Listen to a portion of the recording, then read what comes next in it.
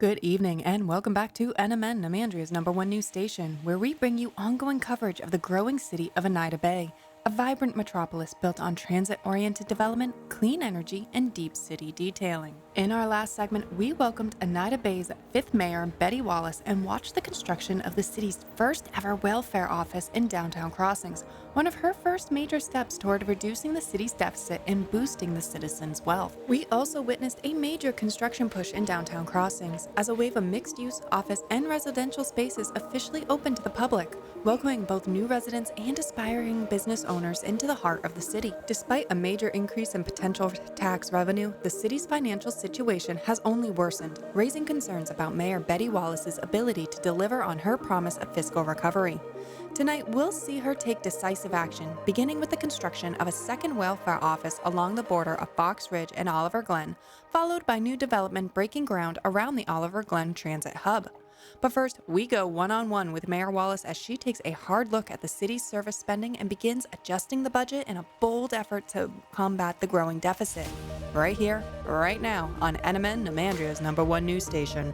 All right, let's address the elephant in the room. Yes, I did increase our deficit last episode instead of decreasing it. Yep, that happened.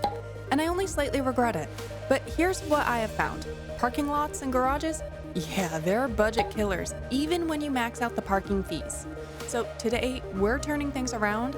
Big time budget cleanup, major fixes. So yeah, let's fix this mess. Let's kick things off by taking a look at the current tax rates here in Eneida Bay. Mayor Wallace wants to hear from you, the citizens. Are these taxes too high, too low, or just right for the services that you're getting? Drop your thoughts down in the comments. Seriously, your feedback matters. I've pulled up the current RCI demands so you can kind of see where the tax cuts are hitting hardest.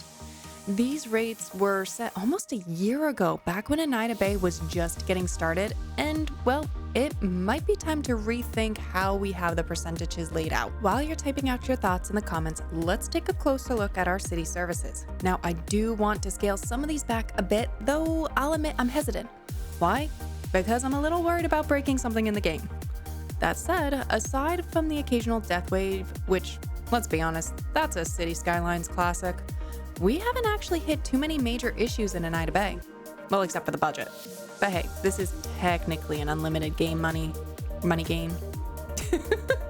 You know what I mean.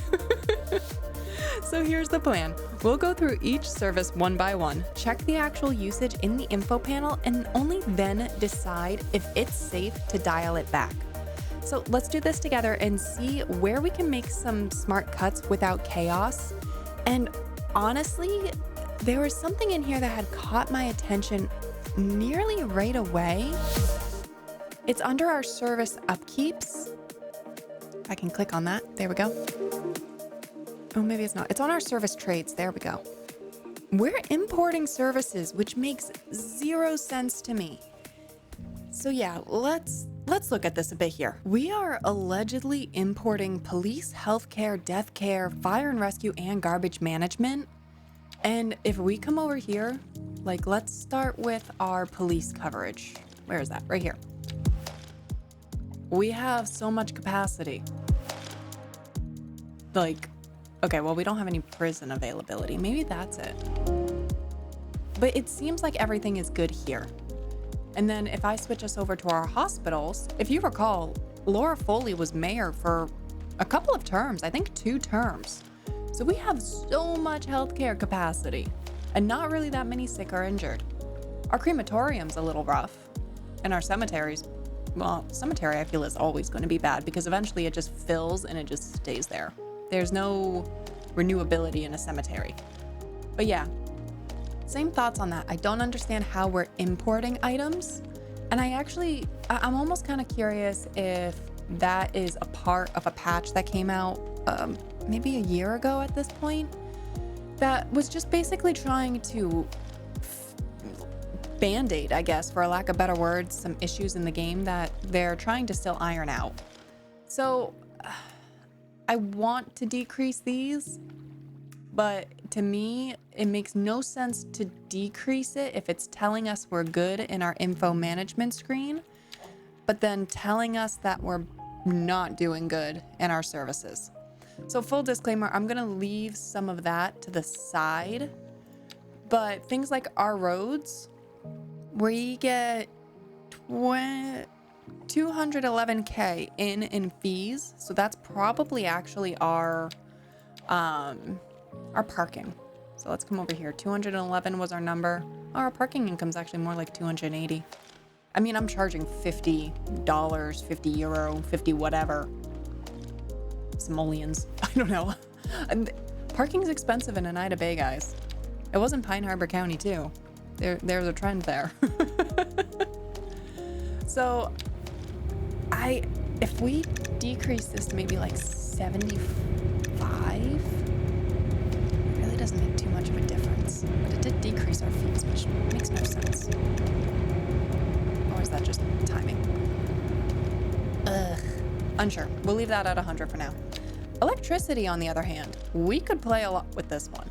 So I'm gonna crank that service fee up because we have so much electricity. Like we're producing about 1,300 megawatts and we're only consuming about 300. So I think that is perfectly fine to crank up the service fee on that. If we take a look, our hydro dam looks pretty, but it didn't end up actually producing anything. Probably a NAMA issue there. But we do have a lot on our nuclear power plant, and we do have these solar plants that are also producing that Mayor Oliver Glen put in. So I think it's perfectly fine if we come in, we crank up that service fee in particular to 200% because yes. And we could probably decrease the budget a little bit. I wonder, can I have both tabs open at once? Probably not. Yeah, no, okay. So let's go down to 75%-ish. And let's see how that has affected our consumption, our production, 905. I'd like to get it a little bit down to where this P is. So let's bring it down even more. Bring it down to 50. Oh, look, now we're making money. Oh, that's kind of nice. Is it reasonable? Do I need to speed up our simulation? Oh, that's actually kind of perfect. Okay, so we're gonna want to probably increase this 5% or so every single episode, which I'll just take care of off camera. Just something so that we are still supplying, but it's a little bit more balanced. So that's kind of nice. That actually, now we're making money. Now we're making money on that. Go figure. Okay, let's move on to water and sewage. Once again, service fees up. This is probably going to hurt our businesses doing that, but it'll be interesting to see how it plays out. Oh, now we're making a deficit again. Boo. Going back to electricity here. We're still, yeah, okay, we're still in the green. Boo. It's probably the solar panels. They kind of fluctuate based on how sunny it is. Right now it's sunny, but we are about to move into winter, so wonder what that's going to do. This doesn't actually have winter. But I noticed that in Pine Harbor County that winter really affects the solar panels. Okay, back to water. So 100%, 200 service fee. We've brought this now to about 1.2 million. We'll call it 1.3 million. And water availability isn't great. We're not importing water though, we're exporting it. Why does that not make sense to me? That makes no sense to me. Okay, well, we're still gonna decrease it. Let's start with 75. Will always bother me that I can't get even 75. Okay, that's brought it down to about 900K. And clicking back in here. I'm gonna put this on 2 speed just so the simulation catches up a little bit. It doesn't seem to be affecting it too much. Can we even get it down to like 50?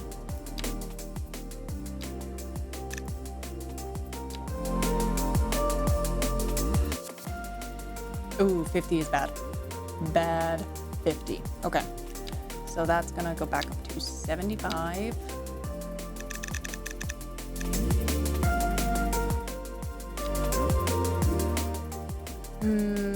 It's okay. 75 is in a good spot. Okay, we'll leave that at 75. Same thing. I'll come in and increase that maybe 5% every single episode, and we'll see how that goes. All right, on to the next one. We're not gonna touch healthcare and deathcare. Though that's even funnier now because I realize that's cranked up to 150. I don't recall doing that. It might have been to kind of help offset the death wave without having to spam a bunch of crematoriums in. Either way, I'm gonna leave that as is. It is definitely a budget killer, but the fact that we are spending 4.7 million in expenses for healthcare, and yeah, we're still importing it. Are those numbers the same? I don't know. I don't know if this number here. Oh my goodness. There we go. If this number here, this 3 million, is feeding some of this 4 million that we're seeing. Oh, that's awesome. Oh look, now we're up to 25. Well, that also is awesome. See, this is the thing I was talking about, breaking the game. Are we importing? Water trade import 0.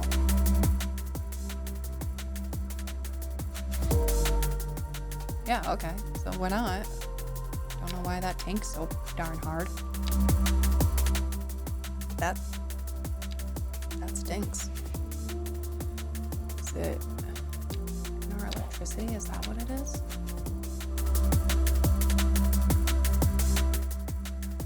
Well, let's keep going. We've only messed with electricity and water. Honestly, if this just stays tanked, then point in case. So I'm not going to mess with the education budget.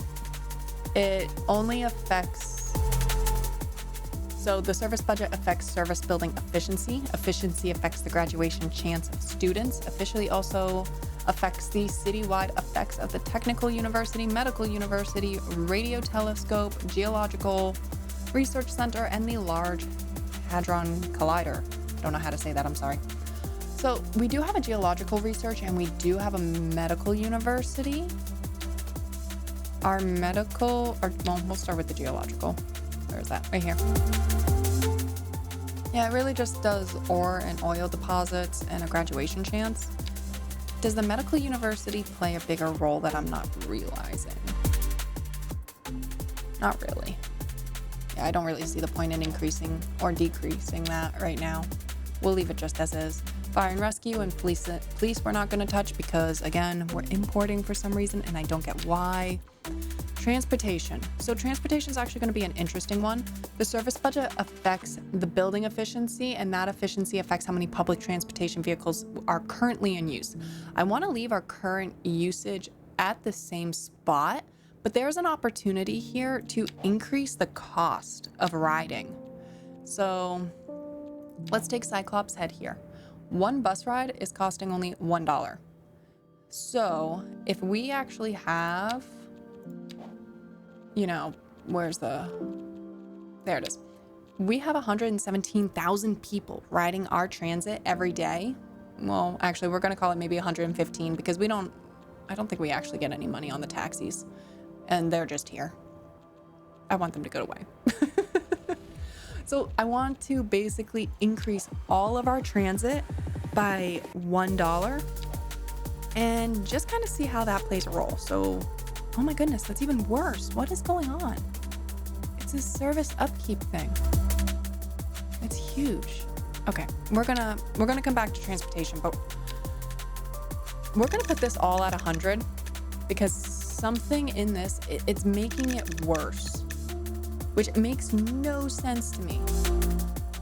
So we'll keep that there.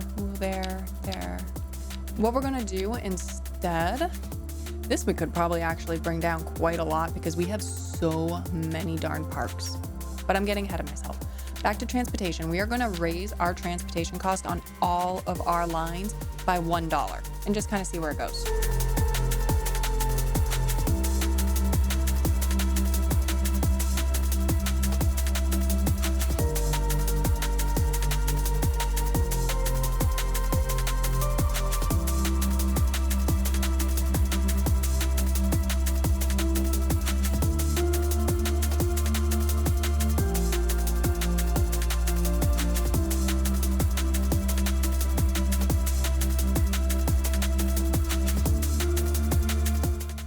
Okay, I'm actually going to leave the trains at $10. Just for now, just a nice even number. And honestly, I didn't realize it was already that high. So we're gonna leave that just as is, but everything else was raised by $1. So far, nothing has occurred on our ridership. Stayed kind of just about the same. That is still stupidly inflated. Really don't get this. Don't get this at all. Maybe we just need to muscle it. Just tons of development. Maybe I'm just not giving it enough time. It's hard to say. Okay, parks and recreation. So let's come back to this. So the service budget affects service building efficiency. Efficiency affects how many park maintenance vehicles are currently in use, and efficiency also affects the attractiveness value of the buildings. Well, I think it's okay to probably bring this all the way down because I like my parks, which means we have an absolute spamming of parks. Like, guys, these are layered. So we're definitely, I don't think, hurting for parks. So let's come on in. Oh, and actually, let's take a look at the tourism because this will show us city attractiveness. Yeah, it might affect the zoo a little bit, but I think we'll be okay. Let's try bringing that all the way down and see what happens. Plot twist. It increases our deficit by another $1 million. Yeah, I don't really feel it did anything. So 34.7, guys. Okay, communications.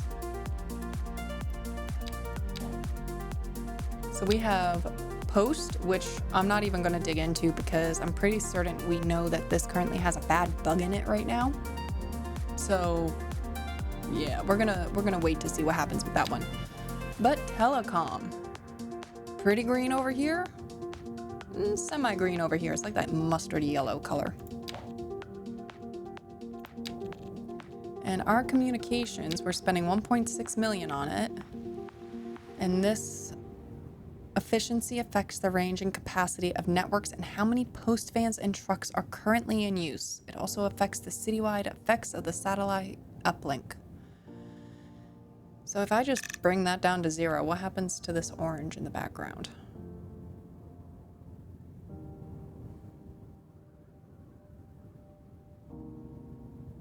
Oh, that just dropped down to 23 million again. So something causes an influx, and I don't know what.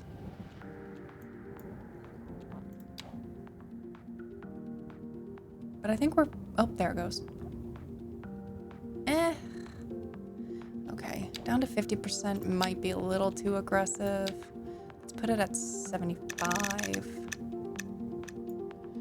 And what I'm basically looking at is I'm seeing how these tough spots are being affected. Especially because I don't really feel like this budget's going anywhere. Which really makes me wonder if we have to just kind of muscle our way into the green by building a boatload and being selective on the service buildings that we put in. I don't remember, actually now that I think about it, we started this game also before there was easy and hard modes. So I wonder if that's playing a role in this as well. I did not want to restart Eneida Bay when that patch came out, so. And then landscaping is just 4,300, which is fine. Landscaping is cheap, but it's not doing anything with the budget. Okay, so here's what I'm thinking.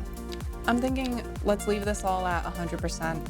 We'll leave the transportation as is, because I don't think that's going to be a horrible effect. And let me know down in the comments what your thoughts are on all this. We just deep dived into everything, and honestly, decreasing the services hardly moves the budget. We get a random influx. Oh look, are they different numbers? Oh, they are. Okay, so yeah, it's basically done nothing, and we get this random influx, which might be the onset of winter. But for now, we're gonna leave all the budgets at 100%. We did increase our service fees, and we did increase our transportation fees. I'm gonna leave it at that for now, but I really wanna hear your guys' thoughts on this. Ignore the death wave in the background, please. Let's look at something else. Oh look, trash. Anyway, let me know your thoughts down in the down below, down in the comments, because that is very intriguing to me that the budget just massively increased like that. The only thing I can think of is the season changed. But ultimately, guys, this is why I am playing on unlimited money, because logic tells me we should have been able to decrease some of our services and decrease the deficit, but yet it increased. So yeah, let me know your thoughts. Welcome back to NMN, Namandria's #1 news station. We're coming to you live from the ribbon cutting ceremony on Eneida Bay's brand new welfare office, its second location in the city. Conveniently situated near both Fox Ridge and Oliver Glen, Mayor Wallace says this smaller, strategically placed campus will serve 2 districts under one roof. With smart budgeting and cost-effective landscaping, she promises this new office will deliver more efficient services while keeping expenses low. Let's watch the construction take place and hear the mayor's thoughts on its process here on NMN, Namandria's #1 news station. Next up, I'm setting up a second, smaller welfare office right along the border of Fox Ridge and Oliver Glen. The plan, expand benefit coverage and get more of this area into the green, but I'm being just extra careful with this one, honestly. We want an asset that looks good, but keeps the monthly costs low so we don't wipe out the budget progress we've potentially made. Potentially. For decorations, we're going to keep it simple, just some street parking or road network parking. These don't have monthly upkeep like regular parking lots, but we might still earn some parking income from them since I do have that turned on in each of the districts. Being turned on being street side parking with, a lovely $50 parking cost. So fingers crossed. Then we'll add in some cheap effective foliage to keep the place looking nice, even if the landscaping tab was showing a deficit. I mean, technically it's $4,300. I don't really know if we want to count that as a deficit because trees aren't going to make money, but they are going to just provide so many benefits. Like if this was real life, those trees would be doing so much more than $4,300. They just greenery. You need greenery in cities. So yes, it's all about budget friendly and beautiful here. Now, if you're loving these smart moves for Eneida Bay, smash that like button to get this video up to 50 likes and subscribe for more city building goodness. Got suggestions or thoughts? Drop a comment below and help me keep the almighty algorithm happy.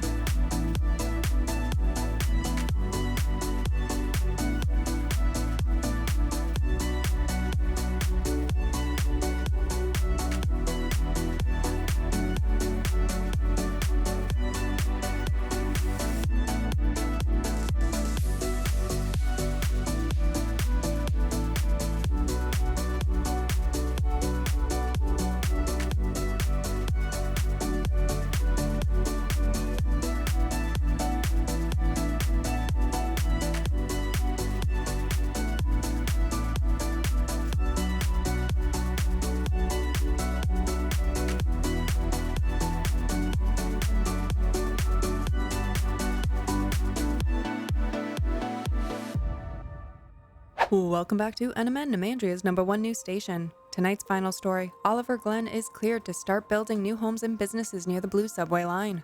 Mayor Betty Wallace says this will bring residents, jobs, and tax revenue to Eneida Bay. Early signs show homeless camps shrinking and new opportunities are opening up. But the big question, is the mayor delivering on her promises and bringing fiscal responsibility to the city? Finally, let's keep boosting our tax revenue by continuing development. This time, we're focusing on Oliver Glen. We're kicking things off with some new commercial zoning near the transit hub because, let's be honest, Oneida Bay is all about transit-oriented development, and nothing says TOD like shops, restaurants, and services right where you step off the subway, bus, or probably the tram, because we already have a tram. Whether you're grabbing food, running errands, heading to work, or meeting up with friends, this area should be active, accessible, and bringing in some solid tax revenue. So let's keep the momentum going.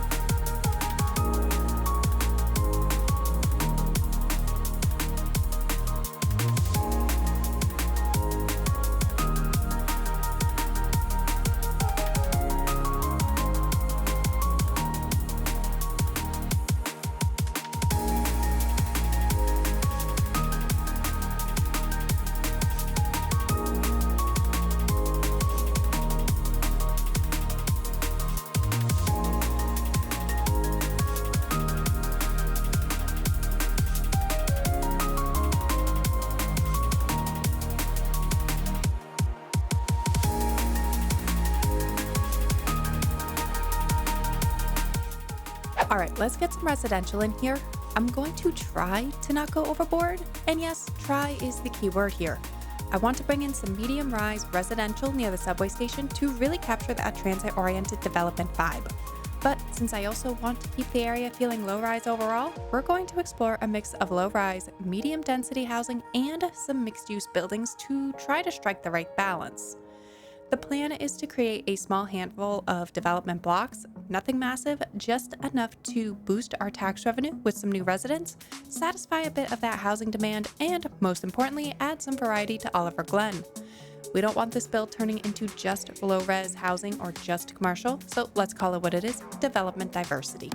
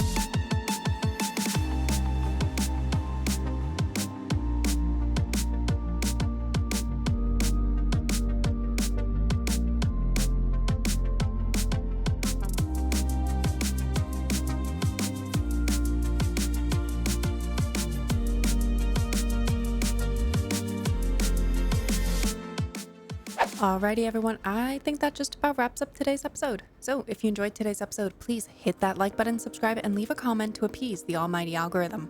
If you're excited to see the next episode unfold, consider becoming a channel member for exclusive perks, emojis, and early access to the videos. And don't forget to check out our channel merchandise linked in the description below. Until next time, I hope everyone has a phenomenal week.